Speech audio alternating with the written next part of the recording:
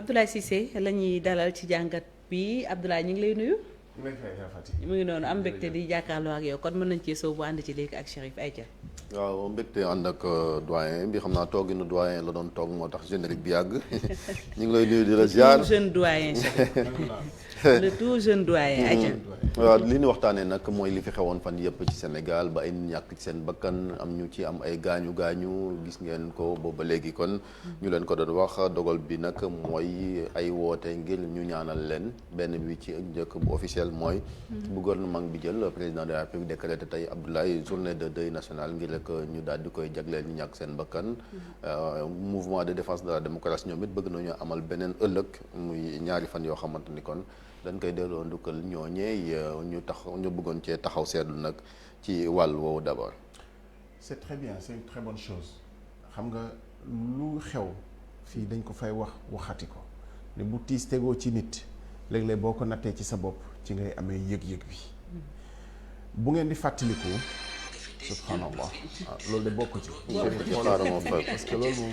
téléphone bi la ñu koy defal aywa. def naa waa rajo bi ñoo dugg si parce que ñu laa doon kiyaale ci yoon bi. aywa ñu ngi lay dégg. rajo day dugg si ci yoon bi. waaw. donc su mbir xewee. nga am ci yëg-yëg nga natt ko ci sa bopp day tax nga am ci yëg-yëg. liñ ci jublu mooy bu ngeen di fàttaliku. bi Cheikh Tidiane Diagne mi doo ko wax mu noppi tuuti. Abdoulaye maa ngi kii de waaw c'est bon voilà exactement. aja waaw. bi fi xale yi di jël gaal gi. su ngeen di fàttaliku ñu dem ba ci 400-500 morts ci werante. gouvernement bi toog rek jàpp njàmburam. ba nit ñi ñoo defaloon seen bopp deuil national à travers. réseaux sociaux yi. donc da ngay gis ni bi yoon président la jàngee na ci loolu. parce que boo demee ba nit ñi jëlal seen bopp ne dañuy dëj parce que dañoo am tiis gouvernement bi moom jàpp ni xamuñu ñaata nit moo dee rek parce que wax yooyu indi woon na fi lu tiis ci kaw nit ñi. parce que nit ñi seen i mbokk dem ñibbisi wuñu mu leer la ne des nañu géej mais kenn gisu leen yow nga nekk di werante ci ay chiffres dafa diis. donc jàngee nañu ci c'est une très bonne chose président de la décréter 3 jours de deuil ñu xam ni askan wi yëpp a nekk ci tiis parce que ñi wàcc encore une fois image yi dina feeñ lu bëri dina feeñ. ñu ngi commencé dégg.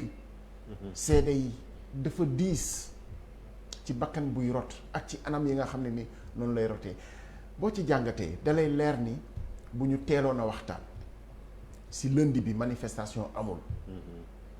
ñi ci ñàkk seen bakkan yëpp kon tey dinañ nekk ak seen njaboot. rëccu baaxul. def li nga war a def ci bi muy jot moo gën. ñuy toog di seetaan. maintenant bu président décrété 3 jours de deuil. une journée la.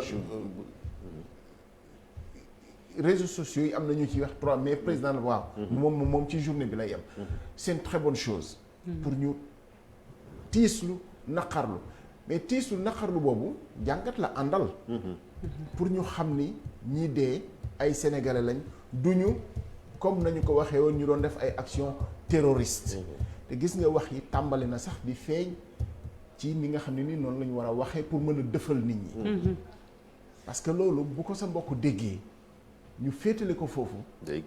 dafay diis. dégg nañ ko mel l'ancien premier ministre moom dafa mel ni weddi na sax le ministre de l'intérieur.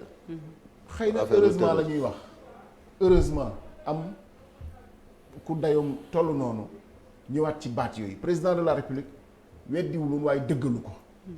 xam nga weddi boobu doy na weddi dëggalu ko parce que président la bi muy wax dafa wax ni ndaw yi dégg naa leen. ndax seen jafe-jafe moo tax ngeen donc weddi na li nga xam ne yëpp ministre de l'intérieur waxoon na ko ci nii action terroriste ay daf leen am ñu leen rax boo amoon ñu leen rax président la moo gën a yeey ci xeex ñu rax fii ci suñu biir. mais bu jàppee ni ay solution la war a teg pour résoudre problème yi nga xam ne ñi doon génn moom la ñuy manifester. kon moom gis na ni. ñu ni neen la suñu biir lañu ka doon waxit ne benn catégorie nit la ay mbër def naa moom it dafa jaar à côté te gis nga wax yooyu mooy metti dafay metti nit ñi même mbër yi boo ko tegee ci seen kaw der daf leen di metti njëkk ni wax na sànq ci RFM ne wax yi nit ku wéradi la xëy na loolu sax gàtt na ci wax ji parce que wax ji ñaaw na diis na te luy féewale la absolument ci jamono bi ñu ko waxee. c'est pas le moment déjà ak. surtout tension bi ñuy dund du voilà. c'est même pas vrai xalaat ni réew mi ñi génn ñëpp ay mbër la ci écurie yi lañ nekkoon. ay xale la li ci gën a ñaaw sax mooy ñoom seen bopp surtout waa fay ko mu daaneel Modou waaw. ñoom seen bopp ñoo njëkk d'accord ne ay jeunes de 14 ans ñoo doon génn. bien sûr. ba ministre bi leen di artu woon ne nañ téye xale yi léegi kon kon réew mi sañ nañoo bàyyi ay xale yu am 14 ans toll ci jàng. ñu leen di bàyyi ñuy dem jàngi làmb. est-ce que loolu xel. mën na koo nangu ci ku bokk ci gouvernement. très bien ca Modou. surtout mooy loolu laa bëggoon laaj ma ne nit ki ko wax la sax parce que bu fekkoon tey Ablaye moo ko wax xëy na mën na ñoom mais toll ministre de la justice bu yëkkatee loolu. xëy na moo tax mu metti ñi nga xam te ni ñoom ñooy mbër yi ba ñoom ñëpp ñu génn exprimer wu. non et puis fi mu gën a grave li tax mooy ministre de la justice. mooy xëy na moo yor wàllu yoon. te yoon boobu am na lu ñuy xaar mu def ko ci ñi nga xam ne ni. ñoo ñàkk seen bakkan. tey est-ce que waruñoo taxaw fi nga xamante ne ni mooy ñàkk seen bakkan naka la ñu ko ñàkkee. est-ce que réew mi dañuy jàpp ni rek saa bu ñu manifester. ba nit ñàkk ci bakkanam France lay doon. nee na gis nga nit am nga droit manifester même boo manifester ci lu ñu la interdire ñu wax ko mu leer. vraiment loolu. gis nga fii dañu war a jox nit àqam ak sañ-sañam. même nit su manifester ci lu ñu interdire c'est pas une raison pour dóor ko bal tuy. absolument. c'est pas une raison pour maltraiter ko parce que police sañ-sañ bi mu am ñun ñoo ko jox te sañ-sañ bi dañu ko dooleel ñun pour mu mën a nga manifester ci lu ñu leen mu jàpp la yóbbu man xam nga sañ maa jàpp kenn moom sañ-sañ boobu la am. waaw. et puis takk der yi dañ fi nekk pour aar ñu mais pas pour quand même.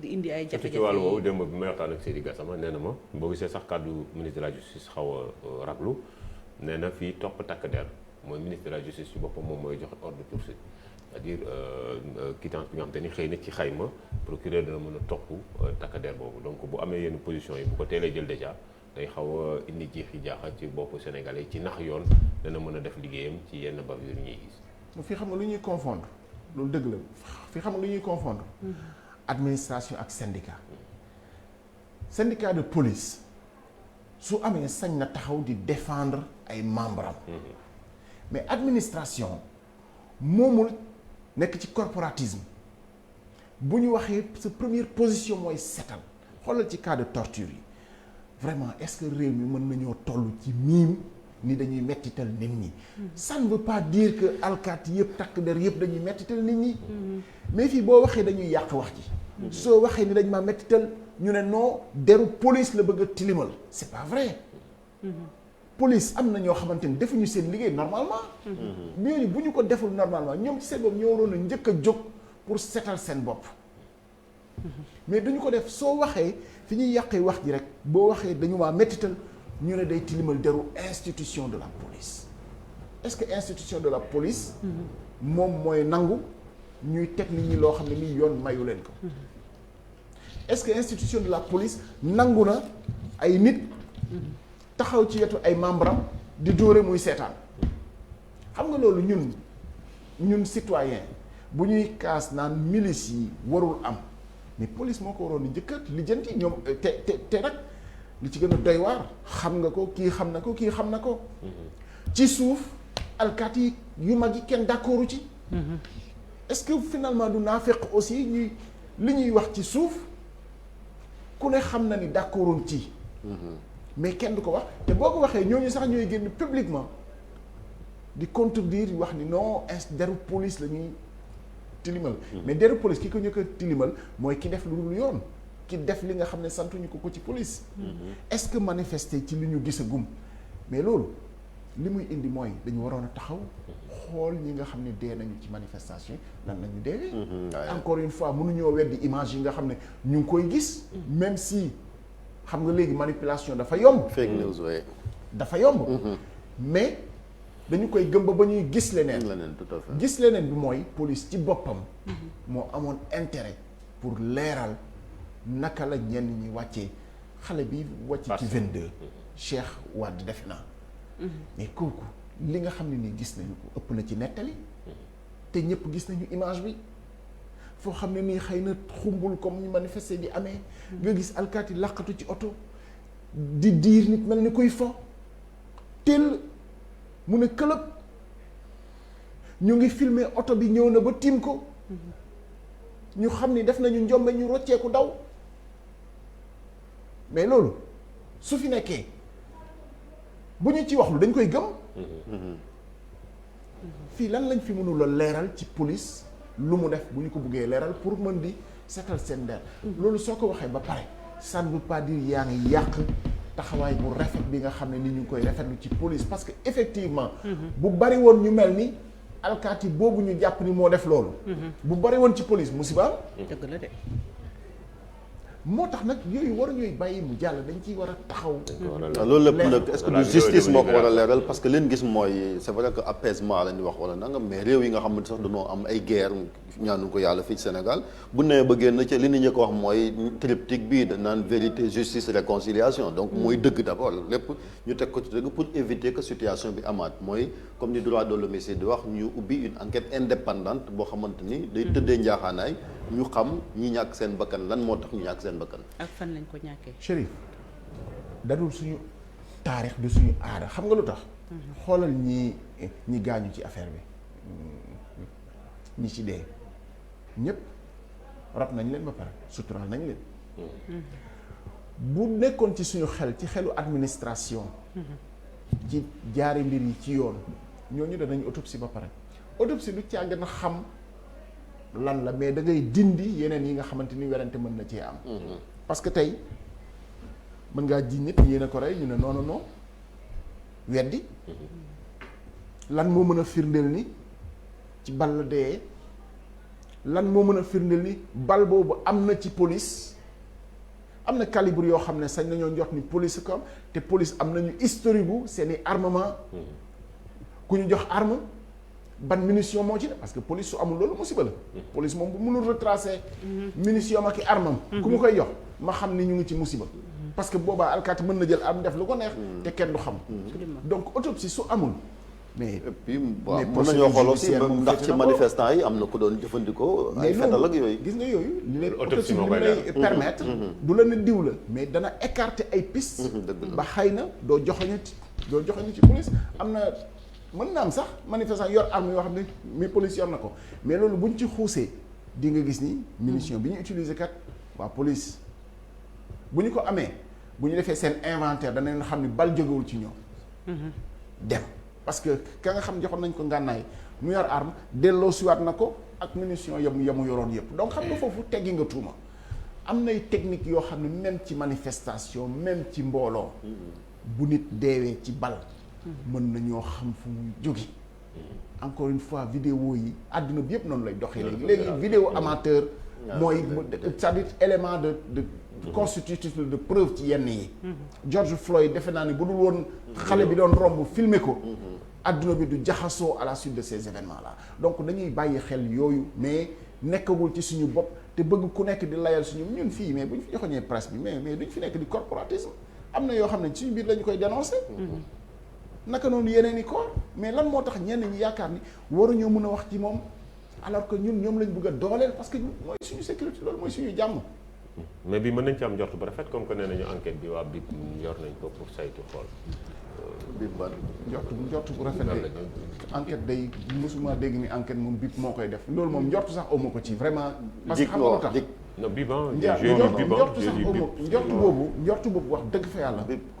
awma ko ci parce que dafa am ay préalable yu waroon a tegu préalable yi manifestement ñu yor wàllu yoon procureur parquet ñoo la ko gën a xam foofu am na lu ñu waroon a def balaa ñuy joxe ay autorisation d'inhumer non yooyu bu ñu ko defee mooy nekkuñu ci wàllu yoon woowu maintenant c'est vrai BIP c'est pas la police mën judiciaire quoi nañoo nekk ci yeneen ak yeneen ak yeneen ba mën ko leeral mais loolu daf lay leer ni nekkuñu ci yoon yi mais loolu xeex la bu ma nee xeex nag jiw du ngana xeex la pour droit yooyu ñu am ko c'est-à-dire jox nit gëdd bakkanu doomu aadama dafa fort bakkanu doomu aadama kenn waru ko mën a fowee nit dee na ci commissariat te mais est-ce que loolu xel yenu na maanaam nit dee ci loxo gendarmerie wala police ñu jàpp nit foofu la war a yem loolu warul mën a nekk. am na ñu nekk ci kaso bi aussi loolu aussi ñu taxaw ji am na ku mel ni kii Marie Sagna on a vu en difficulté yi nga xamante ni amoon nañu ko ba mu sax grève de la faim ni ñu ko isolé woon ci prison on n'en parle pas parce que coow la nga fi mais am na ci ñoo xamante ni gis nga même soxna yi nekkoon ci Pastef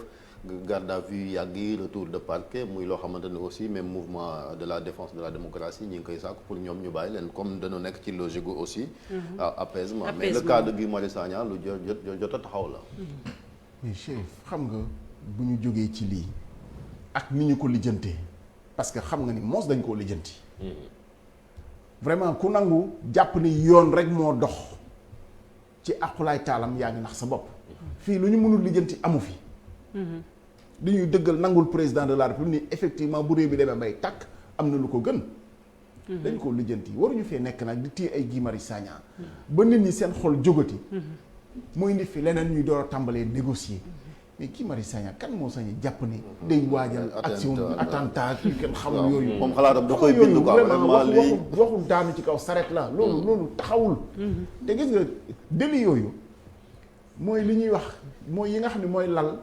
engagement politique ay trouble à l'ordre public yooyu doxul ci suñu diggante ak ka nga xam ne moo ko def toujours day dox ci diggante ña ñu représenté ña wala boog ñu wuyoon ñoo ñu représenté te ñu nangul leen ko di artu société bi mais loolu moo gën a yomb lijjanti problème bu dox diggante Ousmane Sonko ak Adji Sarr loolu amul kenn ku ko layal ci pour mu bañ a dem ci yoon parce que yoon mooy setal mais lii vraiment lu waruñoo woon a egg sax ci neen Ousmane Sonko génn na ñeneen génn nañ ñoom Guy Marius Sagna ñu ngi ci kaso bi léegi et puis leneen aussi laay ñi ngi naan ñi ngi tàmbali di wër ay nit di leen jàpp xamuñu ci ban cadre lañ def ñu naan enquête mais loolu aussi bu ñu est-ce que dina yombal apaisement bi aussi dañu nar a seetaan ba xol yi jóg ñu nekkati ci tëkkante delluwaat ci médiation mais xëy na mu def ay dégâts bu président dafa tëj wax ji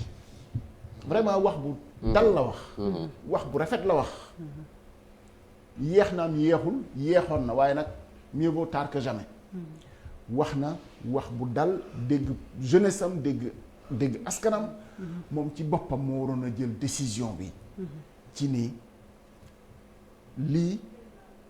li ci tegu yëpp parce que ay Guy Marius Sagna tàmbalewul yëf yi du loolu moo ko tàmbali lu laxasu la ci li nga xam ne nii moo ko lal comme taxaw nañu ci dalal yëf yi dañ leen war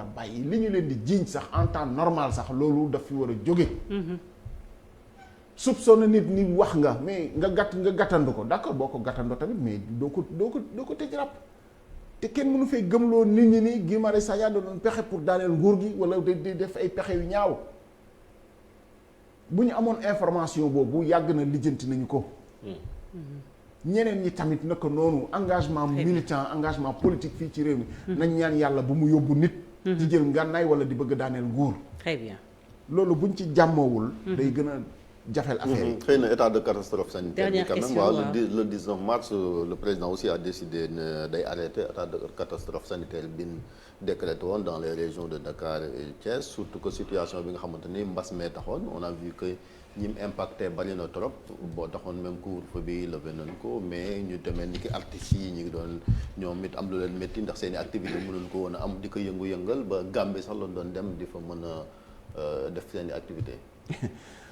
Chérif xam nga loolu presque constat la rek da nga fay gisati woon couvre-feu wax dëgg fa yàlla le 8 février bi ñu koy fàttaliku takk der dañoo dem parce que dafa am ay nit yu dajaloo buntu kër Ousmane Sonko barki dem gis nga takk der bu dem ni ñi dajaloo tasaaroo leen parce que dañu nekk ci couvre-feu dañoo nekk ci état d'urgence sanitaire xam nga am na yoo xam ne da nga ciy dem ci jëm adduna bi yëpp noonu la doxee sax ci mbas mi tey boo demee yenn pays yi c'est vrai manifesteetuñu woon boo demee Paris tey place de la République week-end bu ne day fees dell ak nit ñaa ngi manifester Allemagne naka noonu dañuy manifester ba seen xol sedd donc am na loo xam ne aussi nit ñi dépassé nañ ko ci cadre mbas mi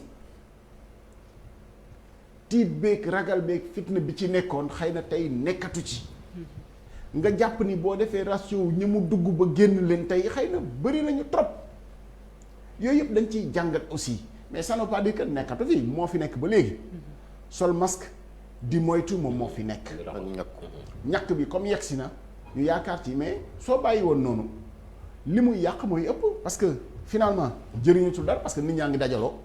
nit ñaa ngi ngénte nit ñaa ngi xew. parce que yooyu sax moo gën a indi jaxasoo. xew yi nga xam ne ñii dañ koy def. mais ataaya yi mais grand place yi. ñu ngi tàmbali waat na ñu ngi paasante kaas. mais est-ce que Ablaye àndul woon ak xayma Modou est-ce que duñu bàyyi ko bàyyi bu ñaan xoolal Modou maa la ko Modou jàpp ci maa la ko ñaan. réalisateur depuis sànq mi ngi naan ñu waxtu jot na. il est 8h37. et il nous faut l'inviter bàyyil ba beneen yoon ngir yàlla da leen ci jàpp rek di ñu xool waxtu wi jot na jërëjëf Ablaye Cissé ci jàngat bi. aywa ñu dem léegi ci invité bi.